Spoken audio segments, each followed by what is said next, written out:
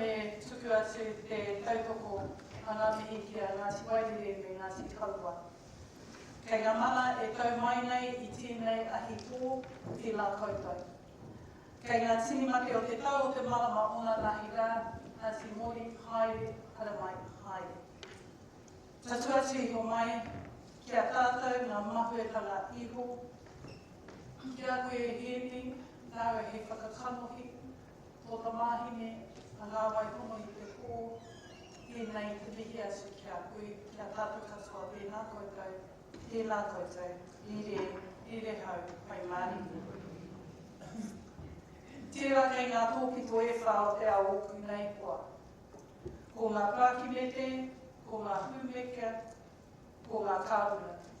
Heoi anō, mā kua anō e hana I tōku nei whare.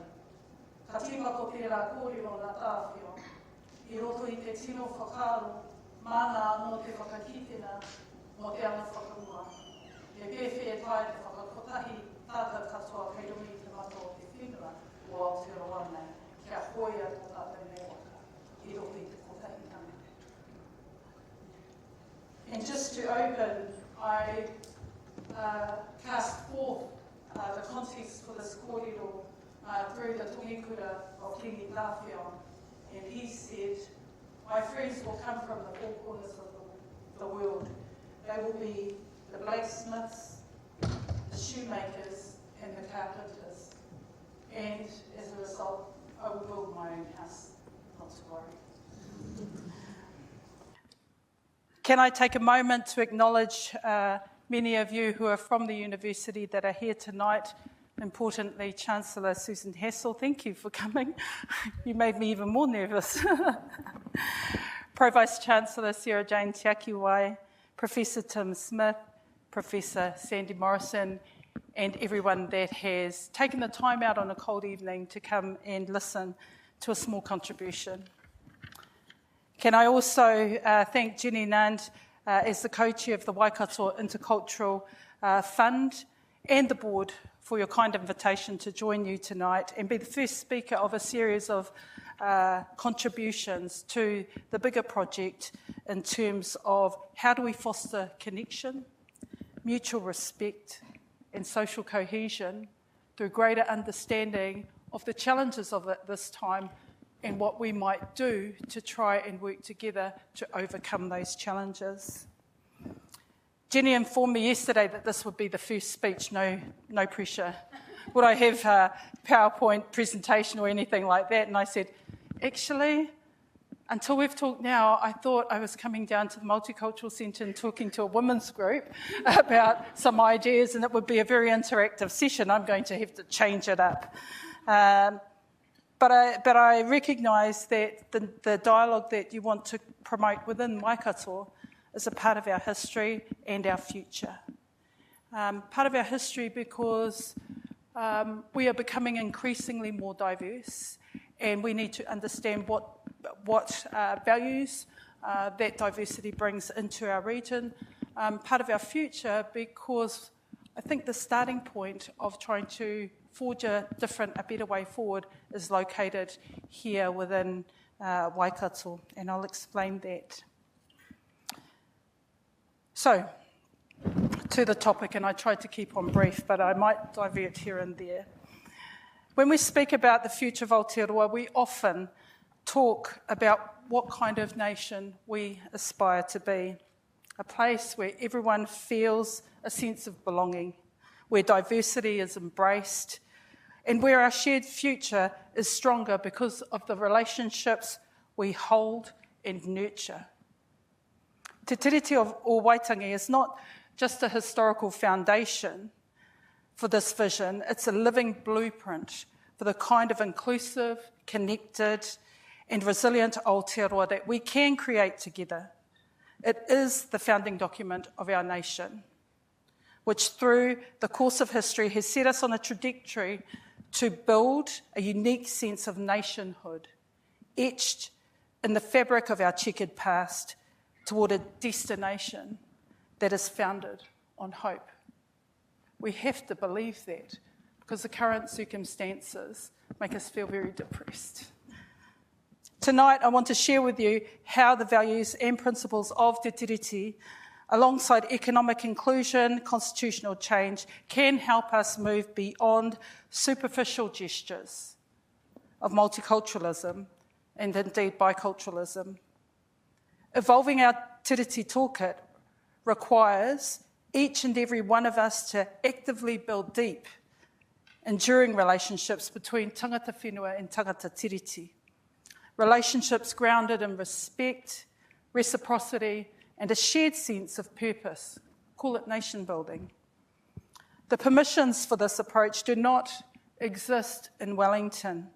Admittedly, the path would be helped somewhat through improved policy and regulatory settings, but we need to strengthen the capacity to move with conviction, quite simply because the denial of Te Tiriti responsibilities is a retrograde step, forcing the mistakes of the past to be repeated.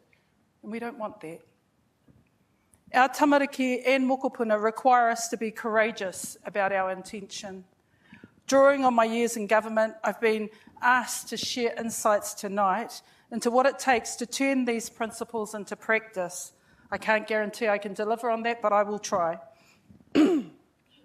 I generally take a values-based approach to my contribution and service, and you'll hear that peppered through the views that I hold. Spoiler alert, this isn't a 101 Tiriti or Waitangi workshop about what it means, should mean, could mean, but perhaps creating another meaning altogether. Rather, this is a practical reflection of how to keep Te Tiriti principles at the forefront of strategic decision-making and enabling the practical expression and execution to support change and shift mindset.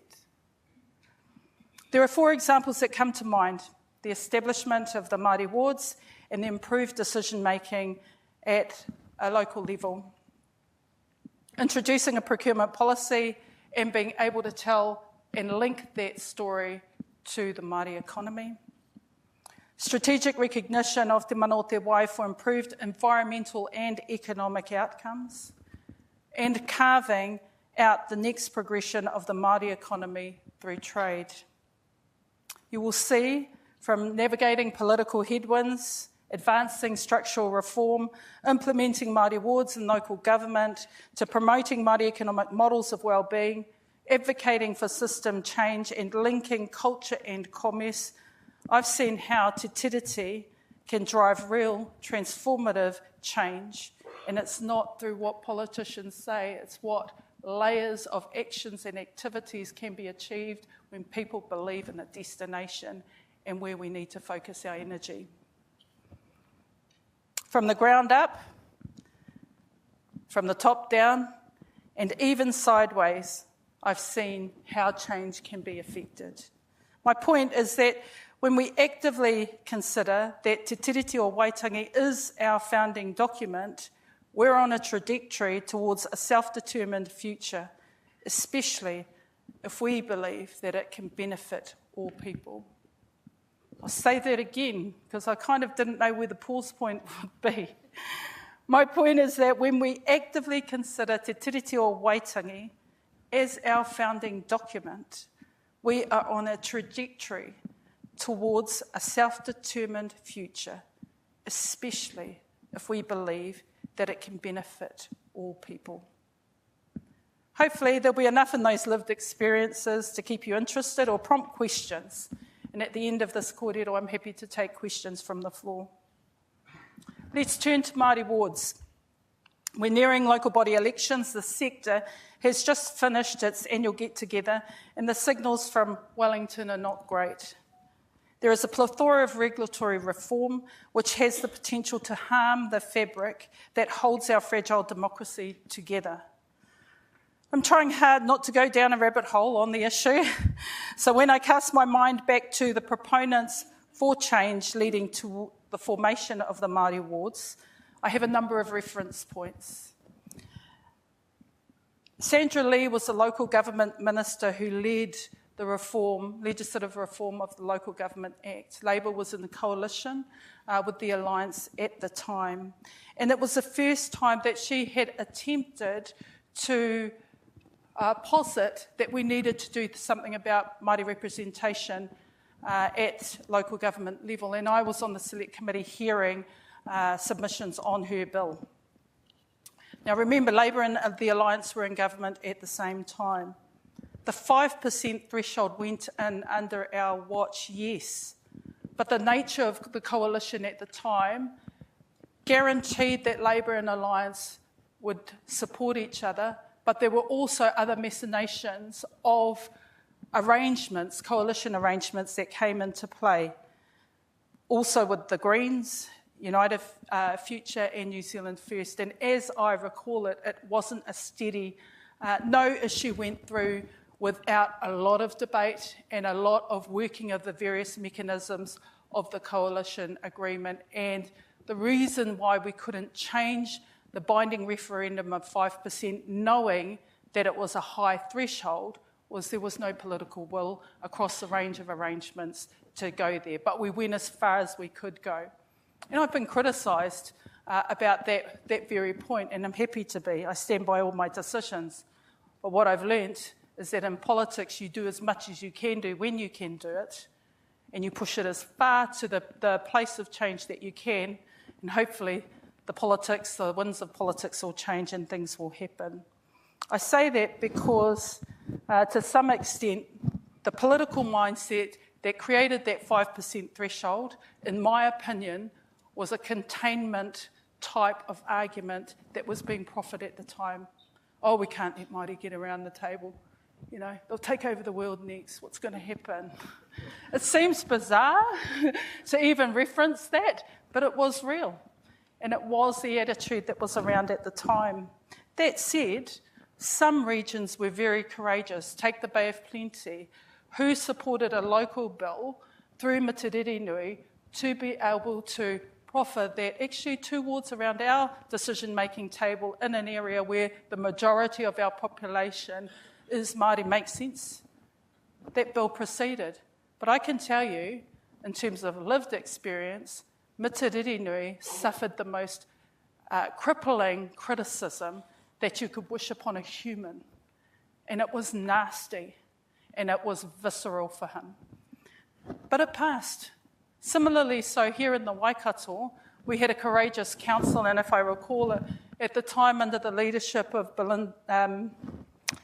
Jenny Vernon, and they led a consultation and a decision-making around the council table which supported the creation of 2 Māori wards by resolution, by engagement.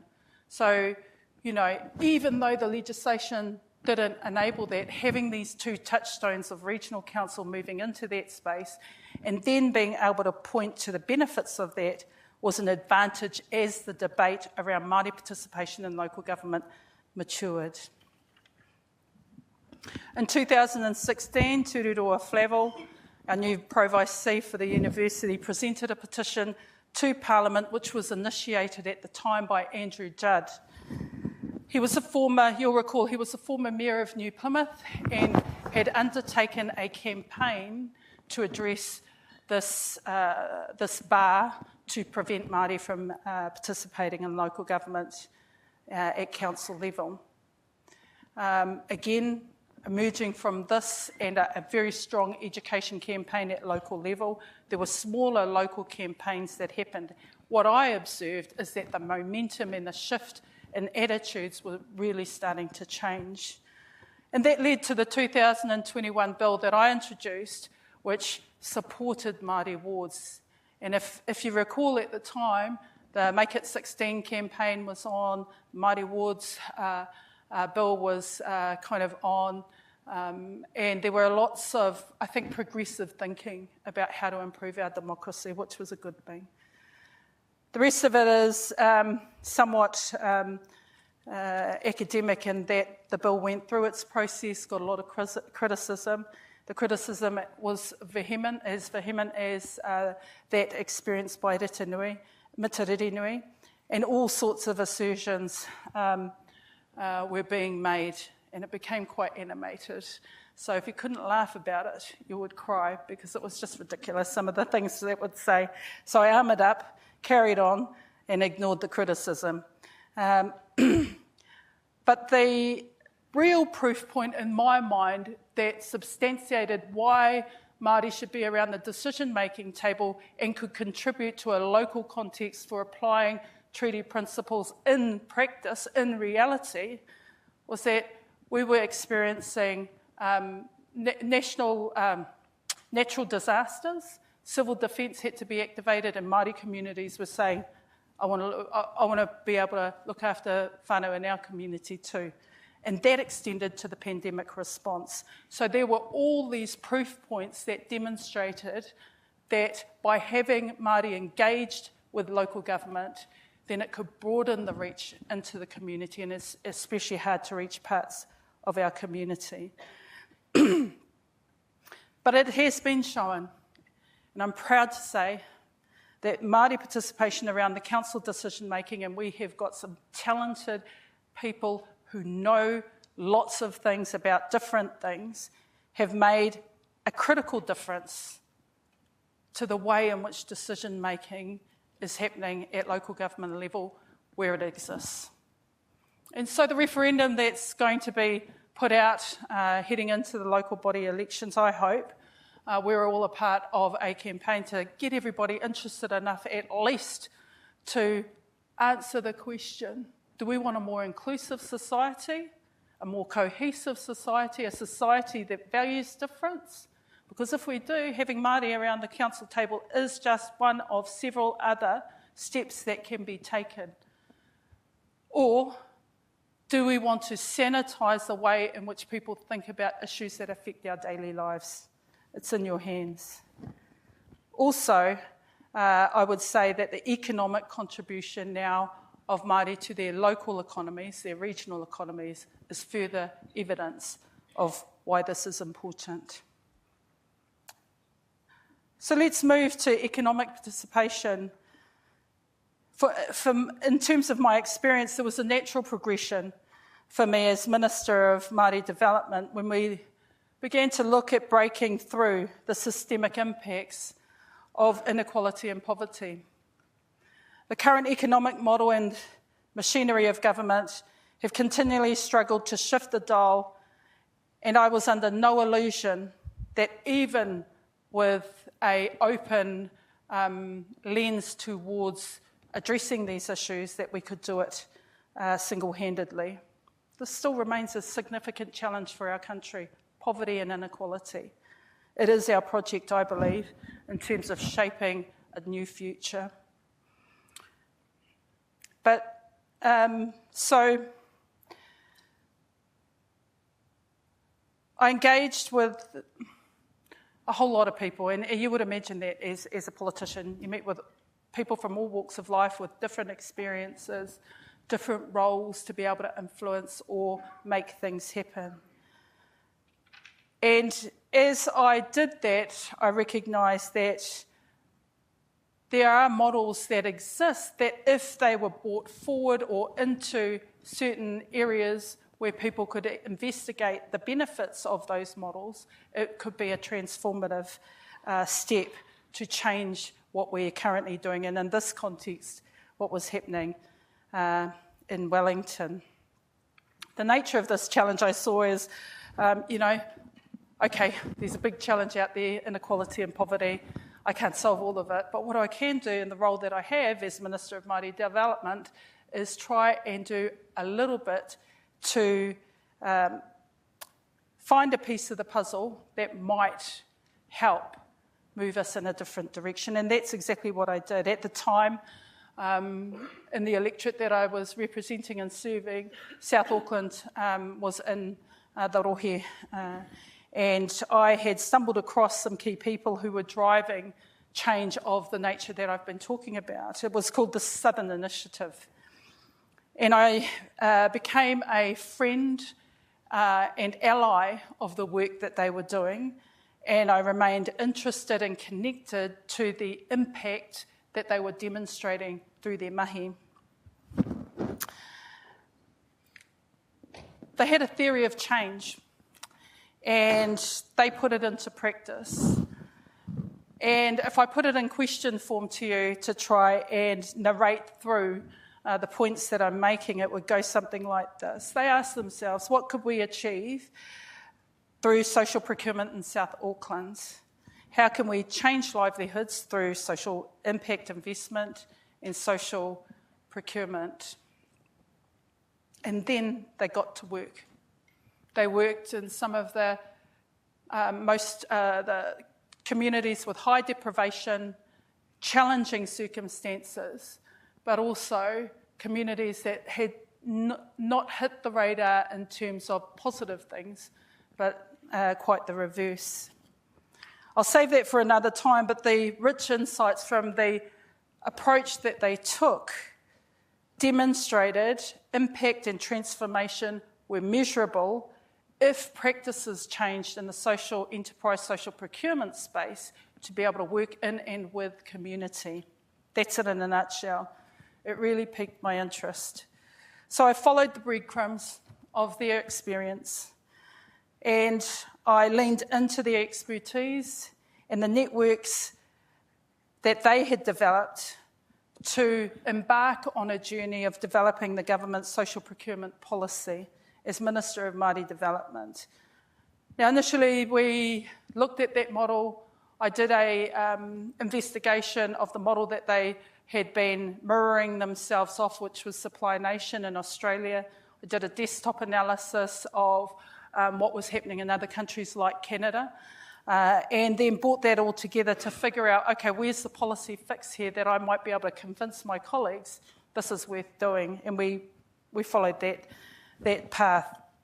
Long story short, our procurement policy models the Australian approach. We set a target, a value target of 5% of all contracts. Actually, I'm wrong on that. It was about 6% on all contracts, government contracts. And then we would progressively review the learnings, the benefits, and then slowly move towards a volume-based target, a value-based target.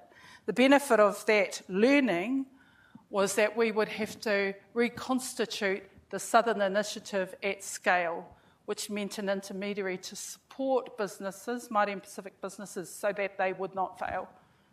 And that was that time and investment was probably the most crucial piece of that part of the puzzle to get people moving into a different place. So we scaled what worked, and we took forward the learning. In quick succession, we recognised that, yes, we were hitting the 5% target in a shorter period than we thought, and we needed to start measuring what this was doing to the enterprise ecosystem for Māori and Pacific people. So data was a big part of that. TPK worked alongside MB and IRD, and we introduced or made visible Māori businesses through IDI matching. And that became a real opportunity, which I believe has put the trajectory of procurement on a really strong path as it relates to the Māori economy. For local government, as the Māori economy works through procurement processes and Māori businesses with local government, government departments and the private sector.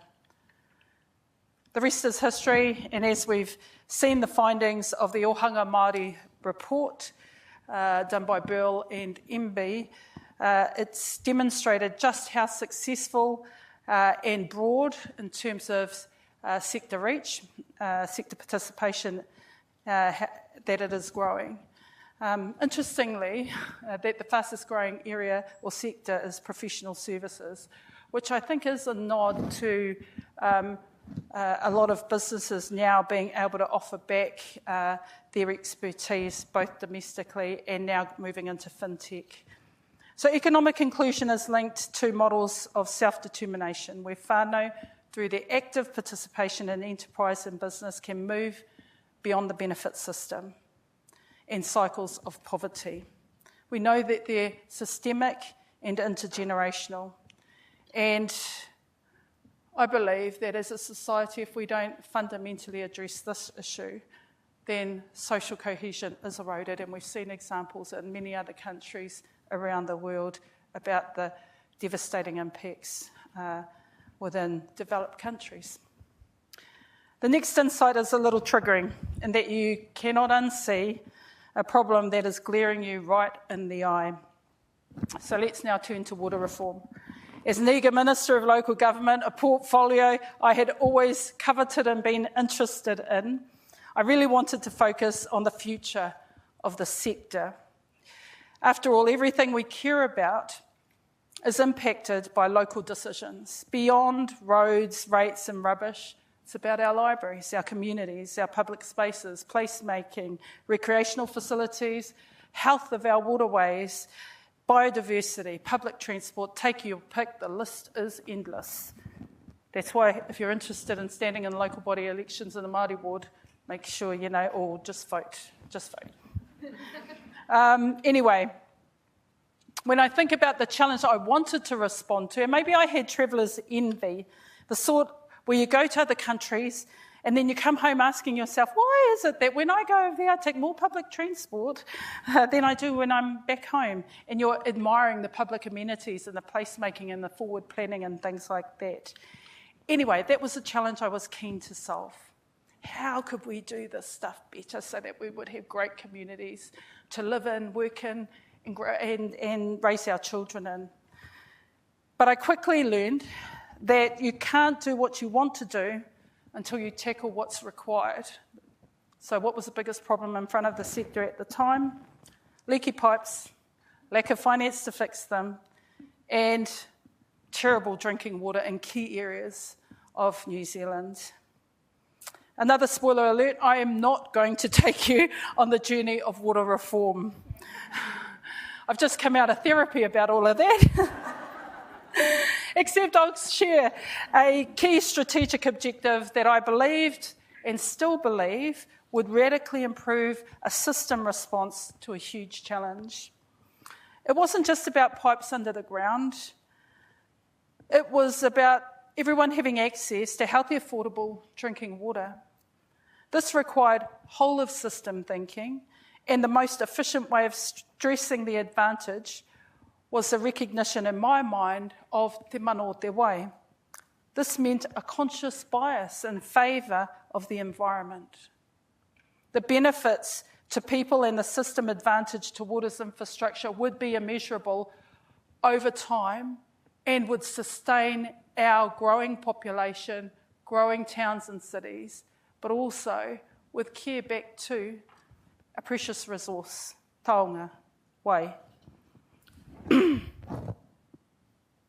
We worked on a system-wide policy, regulatory and structural shift to initiate this approach and socialise it with all stakeholders, many of whom were already supportive.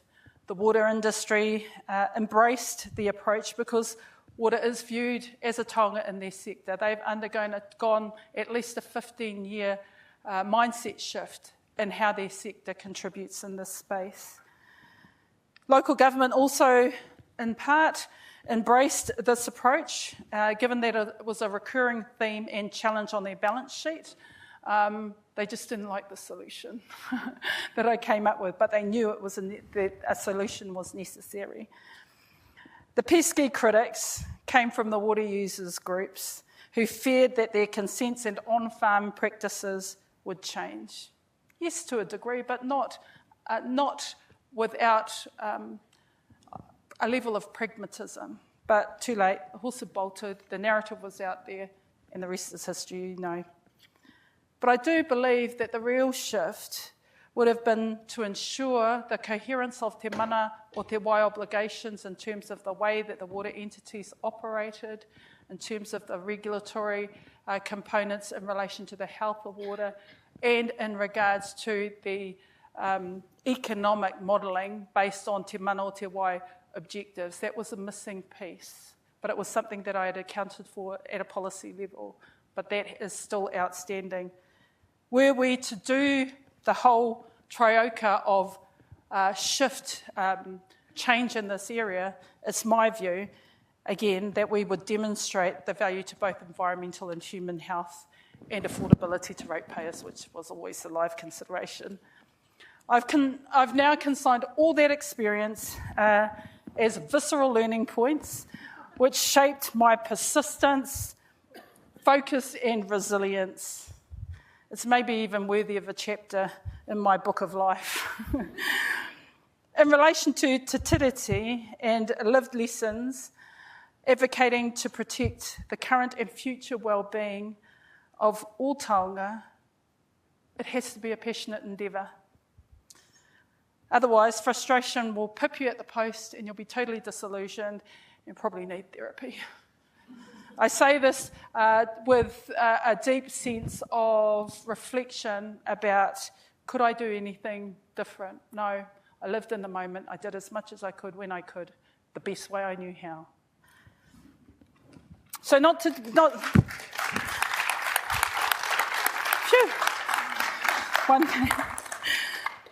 be deterred after this experience with local government and a pandemic starting to take hold, being promoted sideways, so to speak, meant I got given the lofty task of representing Aotearoa New Zealand in Foreign Affairs portfolio. Now, I know that there might be a few reporters amongst the crowd, be kind on that reference, but it really wasn't a portfolio that I had anticipated would come my way. It's a coveted portfolio.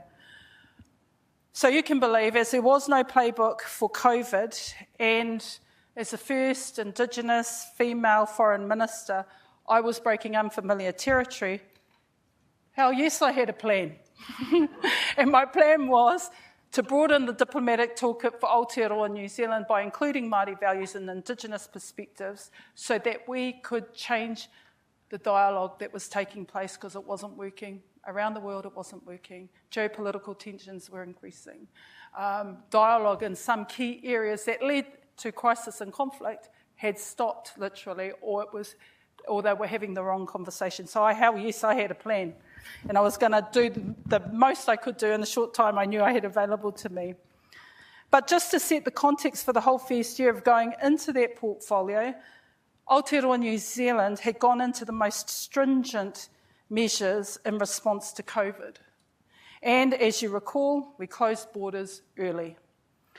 Now, I understand that the focus was on a very significant threat to life and livelihood, be COVID-19. But, gosh, in my little reality of getting a new portfolio, I started to think, oh my gosh, I could be the only foreign minister that's never travelled and had to do all the diplomatic discussions online, and I can't even hide a frown. Anyway, that was a real thought. And then I thought, the only thing I'll be known for is developing an online toolkit for diplomacy. Yeah, it's real. It was real.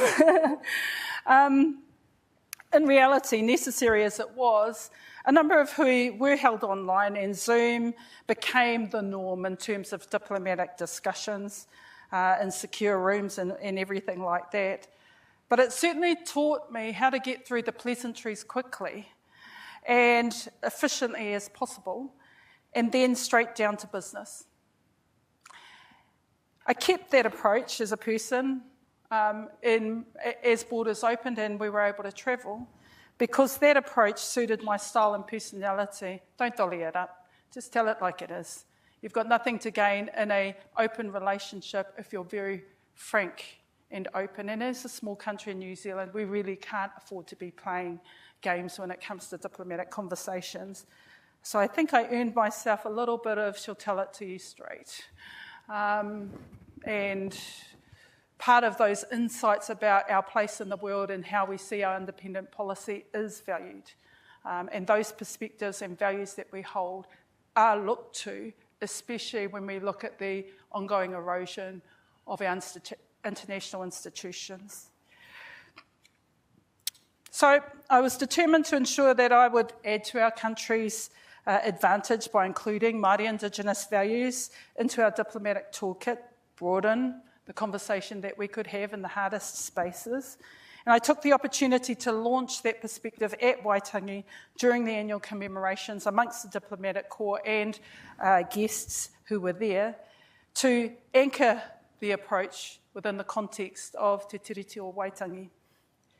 In diplomatic practice, in part at the beginning, what that looked like was tikanga being valued at home and expressed confidently abroad in all sorts of ways.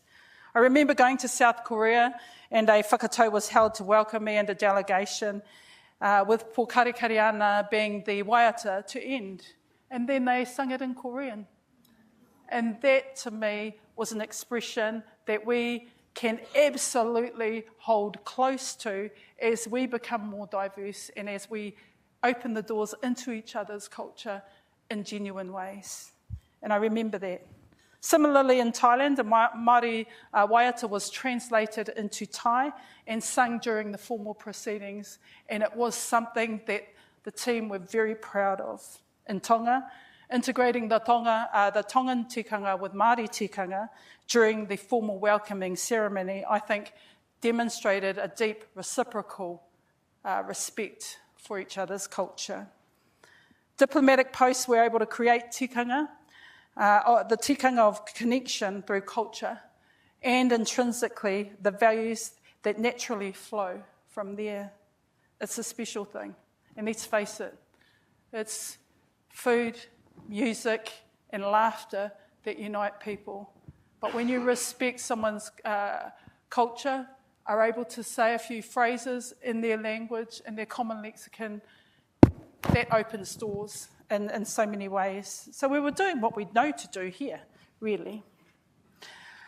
So this prompted the move to link culture and commerce, which emerged as a significant point of difference in terms of how New Zealand was narrating out its perspective of the value of Māori/Indigenous values. And only we were in a position at the time to highlight that because there was openness from within our government at the time. Now, again, this is a rich area of detail that the limitation of time prevents me from sharing. I'll catch it up in the questions if you've got any on it.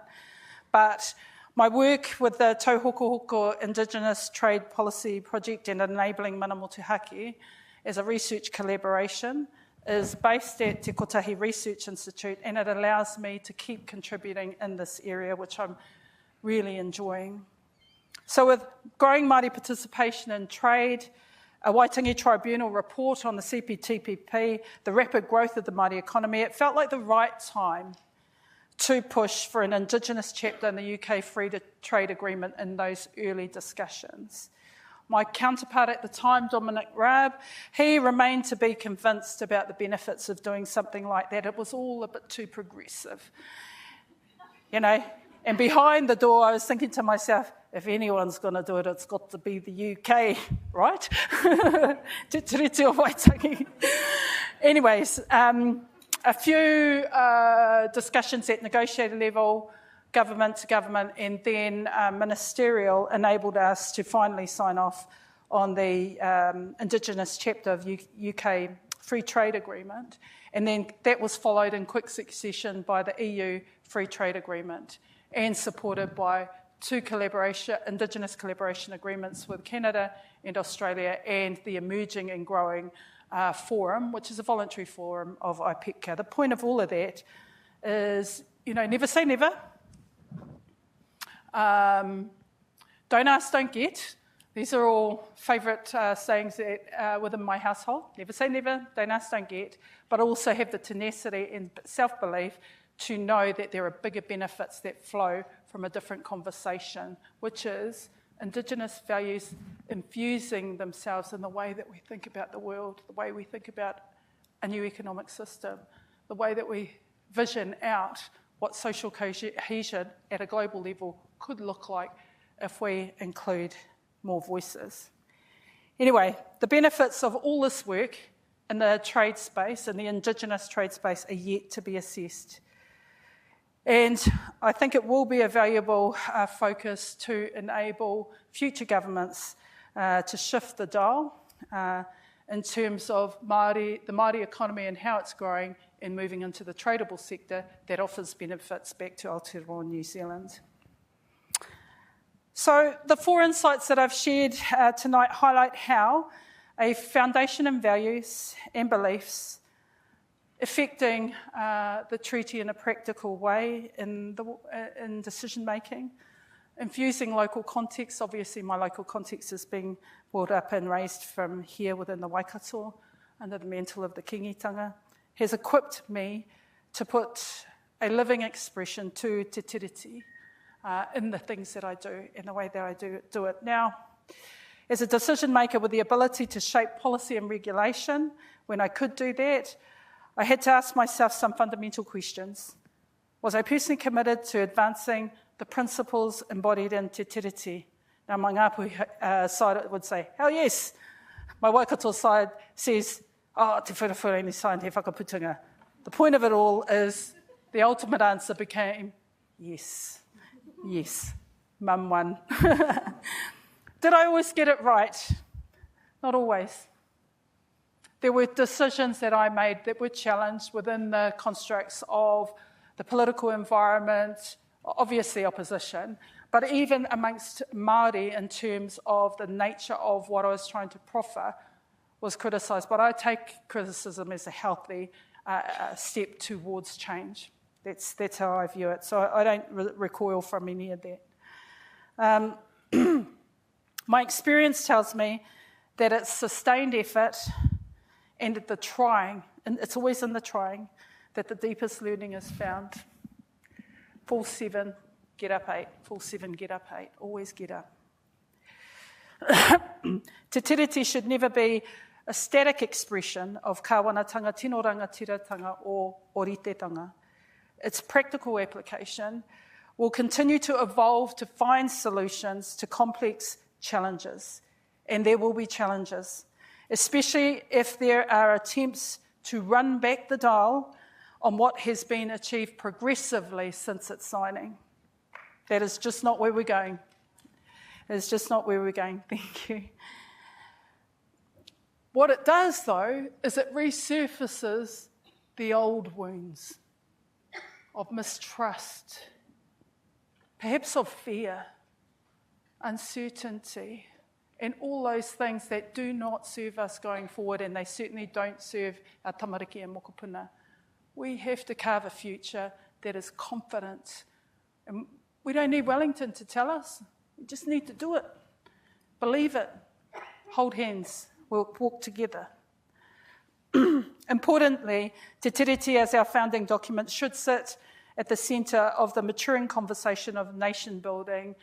And I put my, disclaimer at the back end, because if I had started with that, some of you might have walked out the door. But I am pro-republic. I do believe in it, that we should be having a conversation around a written constitution.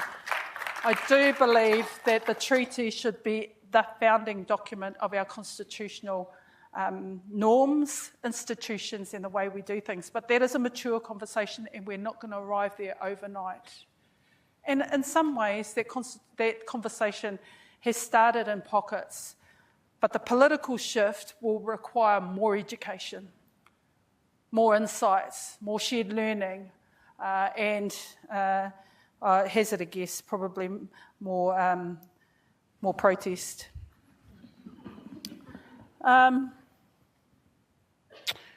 And all of this is a good thing, because this evolution of Te Tiriti discourse and action reflect the maturing relationship between hapu, iwi and Māori, and the Crown, the government, one that seeks to deliver equity at every level, to pursue social justice that benefits us all, to strengthen the tenets of our democracy and sense of citizenship, to promote economic reconciliation and inclusion, and ultimately to eliminate all forms of discrimination, unconscious bias and prejudice that continues to exist in our society.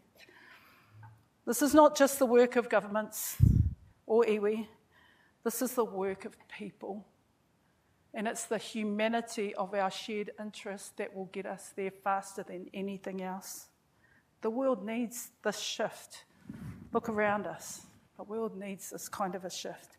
So it's a journey, not a destination, and in my mind, Te Tiriti can continue to guide us towards a future where unity, fairness and shared purpose are not just aspirations, but a lived reality of Aotearoa New Zealand, where I experienced very early in my son's life, I went to a holiday program and the young Scottish boy got up, did the mihi and the karakia, and my son sung the waiata, and I went, that's the New Zealand we're building. Nō reira, anei anō te pai, te noho tahi ngā taina me ngā tuakana I raro I te whakaaroko tahi, tēnei anō te mihi atu kia koutou, tēnā koutou, tēnā koutou, tēnā koutou katoa.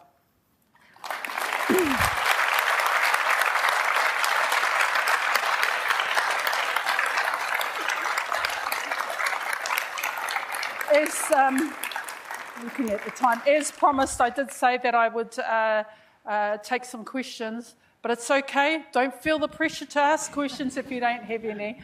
Everyone can get home early, but I'm quite happy to ask questions.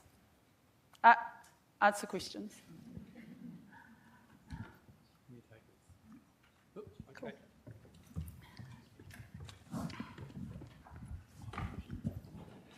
Thank you.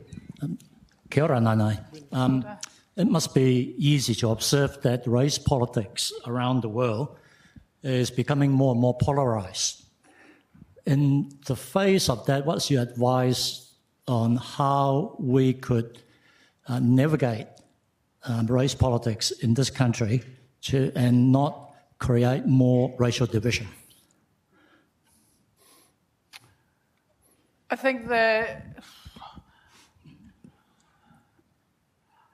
I don't come at it from racial division. I actually think our history is not well understood. And my basic premise is that if we as a country understand Māori as tangata whenua, well, there's nowhere else Māori can go. And so the history of New Zealand fundamentally must recognise our early history and the challenges that happened there. But Māori don't exist at the exclusion of any other culture. In fact, if we evolved as a society, understanding that Māori are key towards accepting greater diversity and promoting it, then that's what's going to disarm those who hold very strong racist views and intentions.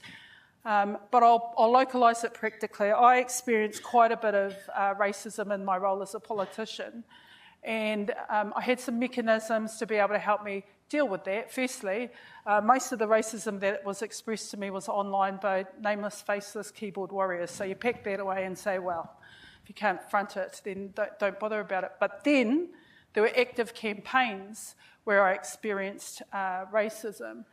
And I had to try and find a way to, rather than be consumed by that, what was taking place there, because I saw it, I knew it, I know what it smells like. I had to counter that by focusing on the bigger project, which was saying, promoting the change program that would benefit all New Zealanders. People tried to pigeonhole me as someone who was going to take all the assets or, run away with the gold. I can be quite animated about this, just try me. But actually you have to repel all of that because it was just fabricated to achieve a certain narrative online, out in small pockets of our community, and then feeding the fuel of what became a sentiment. I'll call it a sentiment strongly held within a pocket of New Zealand society. But New Zealand, by and large, is a fair country with fair-minded people who want the best. We have a lot of people coming to New Zealand, and Hamilton's a good example, from countries where they have been absolutely war-stricken, poverty-stricken, more so than you could ever imagine. We're seen as a fair-minded country, and I like to hold on to that. I don't want to feed the narrative that we are becoming more racially divisive. I don't believe that. I believe that we can be better, and I choose that mindset.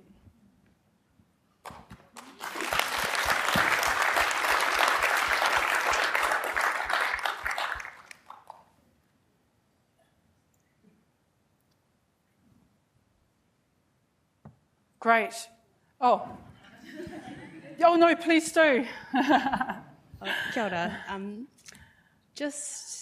Don't want to go into therapy sessions here, but just, acknowledge the trajectory that we have been on, and, particularly those really progressive years through 2019 to 2023 or 2022 in terms of the policy and legislation development that we went on, and the journey that many central government agencies went on in terms of making really proactive and positive changes that were more reflective of and embedding of Te Tiriti and responsive to Māori, and acknowledging what's currently going on, and the massive back leap, fall down to a crevice that we're going through.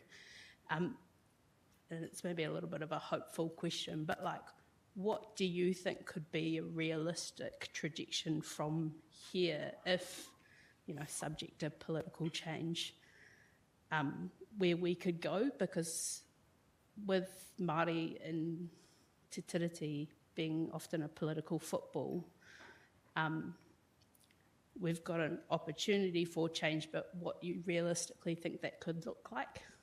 I don't know if that makes any sense. No, it makes sense. Thank you for the question. I'm in a university, but the pedagogy of hope, really. And during the most darkest times, hope often is the thing that pulls people through, because it's about what you choose to occupy your attention on, because focusing on the negative things will only take you spiralling into a narrative that is not yours, not one that you believe, not one that you want to reinforce. What does it mean in practice in the workplace? It probably means leaning more towards allies that can help you in the mahi that you're doing, and especially if you're in a workplace where government settings are actually driving your organisation or things like that. I sense that more and more there will be a need for greater stability in terms of the way that politics happens. So from an electoral reform point of view, what I can see beyond the uncertainty of this moment, and it is a moment, is that in strengthening our democratic institutions, there may be more of a public interest in front-facing potential coalition agendas, so that it's more in front. Because right now it's pretty rudimentary.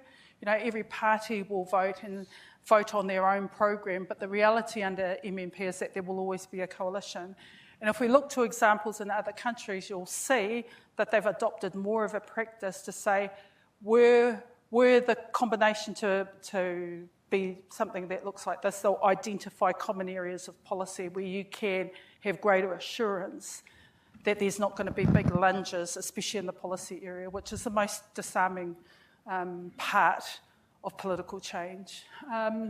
So I can see that happening in terms of electoral reform. I'm not sure if I entirely answered your question, but let me end on where I started in the pedagogy of hope. This is why you will find in communities that focus on resilience, and I'm speaking a lot about many of the communities that I interact with them back home, they will look towards the resilience factors that enable them to do something from nothing. And with a lot of friends. Making something from nothing is like a pastime, and it's become a real operating practice. But the point of all of that is because there's always hope. We've got to find a way to do it. We've got to find a way to find friends, and we've got to, in times of hardship, look towards our friends. That's why the tongikura that I pointed to I felt was appropriate for the conversation that we were going to have tonight. All right, with that sense, I can read the room. I sense the time. And unless there are pressing questions, I bid you farewell. Thank you very much. Thank you for your time.